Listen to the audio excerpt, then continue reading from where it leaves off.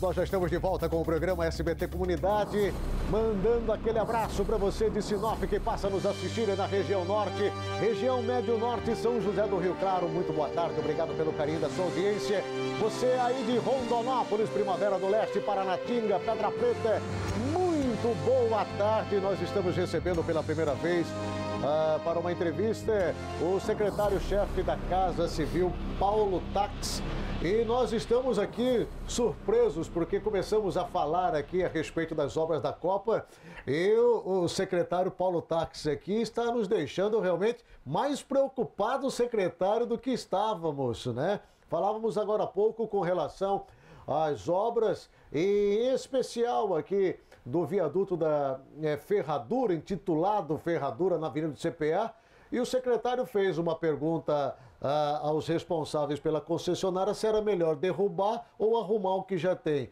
E a resposta, segundo um dos responsáveis pela concessionária, pela empreiteira, é que dependendo da situação, derrubar é o melhor. Secretário, que coisa feia, hein? O que a Secopa aprontou aqui na capital, em Várzea Grande? Pois é.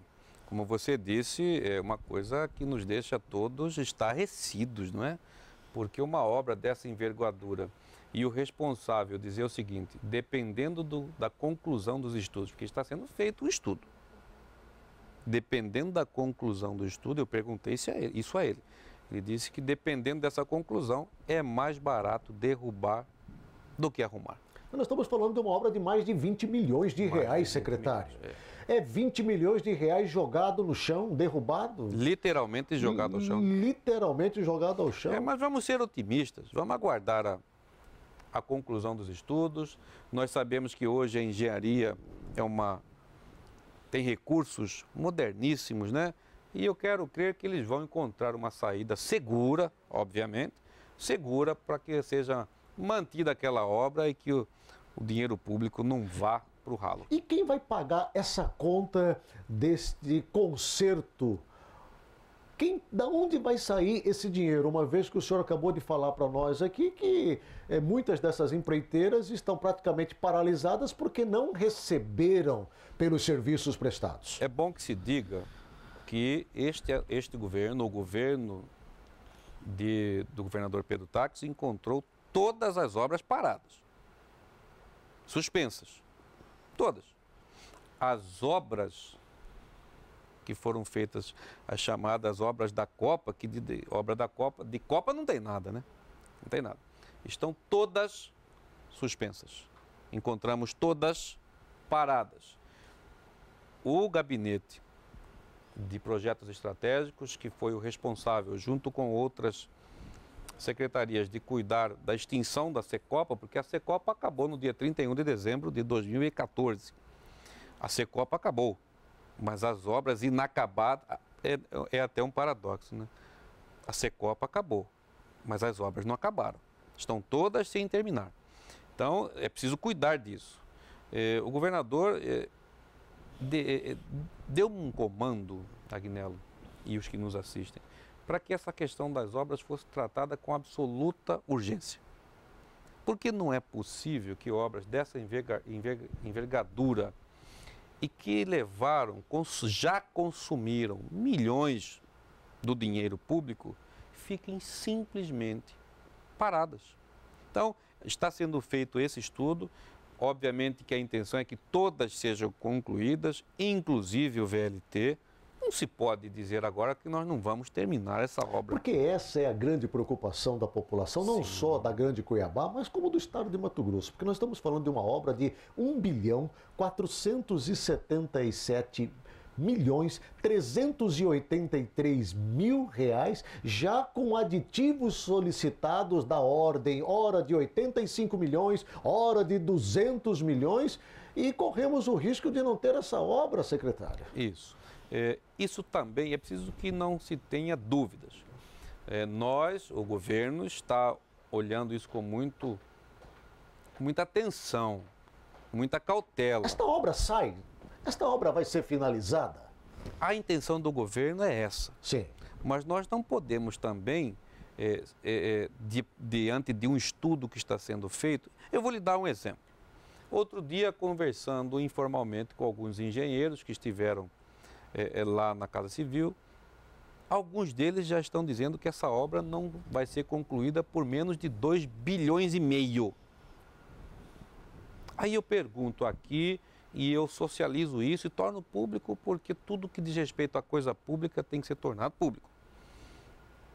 A que preço nós vamos terminar o VLT? A qualquer preço? A um preço desse, 2,5 bilhões, nós vamos terminar o VLT? Então é preciso que nós tenhamos muita responsabilidade com isso. Qual é o parecer da empreiteira responsável, da empresa responsável pela construção do VLT com relação às desapropriações, com relação aos encaminhamentos das obras até agora, enfim, quando eles dizem que o VLT ficará pronto? Eu fiz essa pergunta ao consórcio construtor, eu mesmo fiz, pessoalmente. E eles disseram o seguinte para mim: secretário, as desapropriações, cerca de 60% delas ainda não ocorreram, 60% ou 70%. Então ainda vai haver toda uma discussão em cima dessas desapropriações. Com certeza algumas serão judicializadas. E eu perguntei a ele o seguinte: digamos que agora em março de 2015 estivesse tudo resolvido, o que não vai estar. O que não vai estar. Mas digamos que estivesse e as obras retomassem o seu ritmo normal, a dívida que existe com o consórcio fosse paga, porque o governo deixou uma dívida com o consórcio que o consórcio parou de construir. Mas digamos que, numa visão otimista, março de 2015 tudo se resolveu.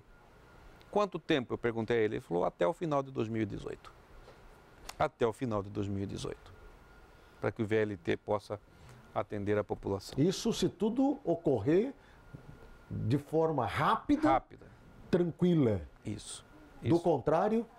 Do contrário, vai demorar mais tempo.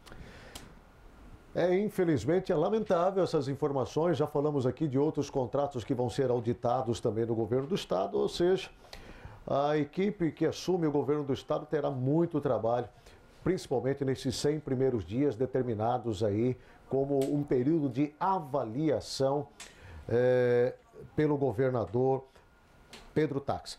Só para nós terminarmos a nossa entrevista aqui, secretário, eu não posso deixar de lhe perguntar com relação a toda uma movimentação que se cria em torno agora do Ministério Público do Estado. O governo, obviamente, vem pautando, o governador Pedro Tax vem pautando pela transparência, né, pela atuação limpa, cristalina dentro da sua administração, falando muito do combate da corrupção, né? Criou o gabinete justamente para cuidar disso também. Mas uma ONG, ela começa agora a despertar uma situação até então inesperada. A ONG Moral, que protocolou uma carta contrária à recondução do procurador da Justiça, Paulo Prado, a chefia do Ministério Público do Estado. Ele que foi vitorioso dentre os 3 nomes apresentados numa eleição que ocorreu dias atrás. Como o governo vai tratar desta questão? Como recebeu essa movimentação? Esta semana, na semana passada, nós recebemos a visita lá no gabinete do governador de 3 representantes do Ministério Público Estadual, que nos entregaram a lista tríplice da eleição que ocorreu naquele órgão, tá certo? Os 3 primeiros colocados nesta lista, formalmente e oficialmente, nós recebemos a lista. O governador tem, por lei, o prazo de 15 dias para tomar essa decisão e escolher, e informo aqui também, até porque isso é público, aliás, tudo que for feito lá vai ser tornado público. Isso é uma coisa que nós temos que deixar muito claro. Órgão público, interesse público, não pode ter segredos. E nós já enviamos ao Ministério Público o agendamento, o governador assim o determinou. Ele quer conversar com os 3 representantes do Ministério Público que foram escolhidos na lista tríplice. Já foi agendado para esta semana. O governador terá uma conversa individual com cada um deles e depois tomará a sua decisão. A decisão é dele, é do governador.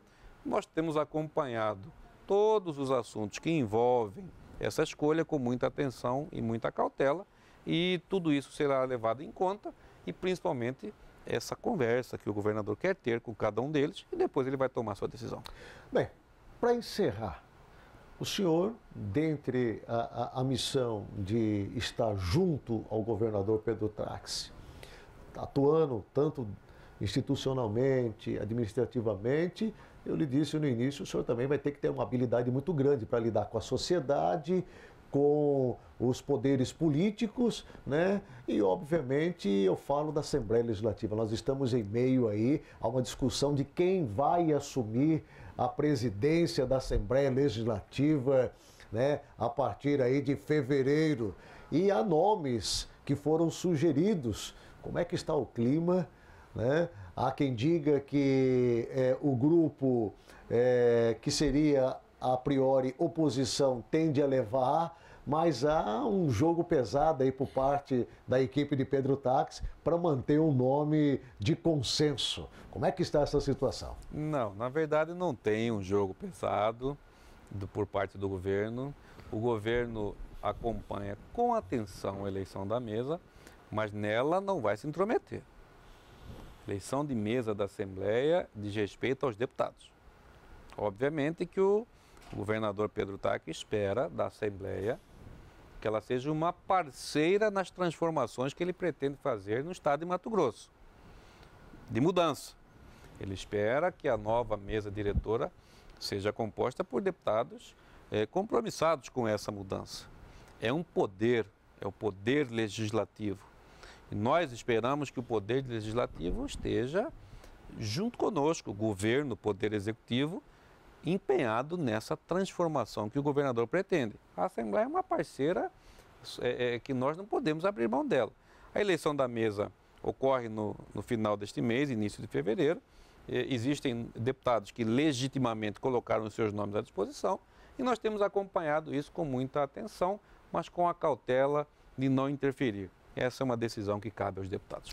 Conversamos nesta terça-feira com o secretário-chefe da Casa Civil, Paulo Táxi, e com certeza trouxe aqui à tona algumas situações que até então eram desconhecidas para a grande maioria da população.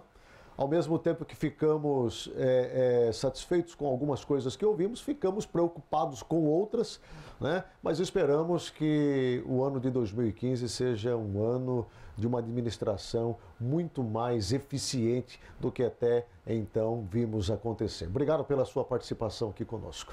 Eu que agradeço, Agnello, por você ter me convidado para esse debate tão qualificado que você faz aqui no programa.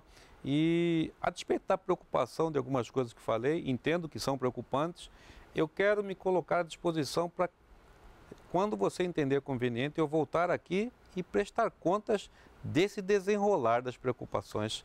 Eu quero crer que no futuro, não muito distante, eu venho aqui com notícias mais alvissareiras, mais tranquilas, mas no momento muita coisa é preocupante sim, e todas as vezes que você me convidar, eu venho aqui com satisfação, com prazer, até para prestar contas para o telespectador, para a sociedade como um todo daquilo que estamos fazendo lá no governo.